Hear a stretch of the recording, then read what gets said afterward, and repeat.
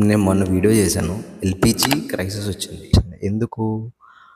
మనం majority of imports మనం middle east countries నుంచి తెచ్చుకుంటున్నాం. స్ట్రైట్ ఆఫ్ హార్మోజ్ నుంచి అటునుంచే వస్తది మనకు మొత్తం. ఇప్పుడు అది ఆపేశారు. ఆపేశారు కదా అని మనం అటు ఇటు నెక్స్ట్ ఏం చేయాలి? అదే ఆలోచించాలి కదా! అంతేగాని అది ఇది అని మనం కోవిడ్ లాంటి దాన్ని ఈదాం. కష్టపడ్డాం. బయటకొచ్చాం. సో ఇది కూడా అంతే. LPG okay. ఫైనల్ క్రైసిస్ అయింది.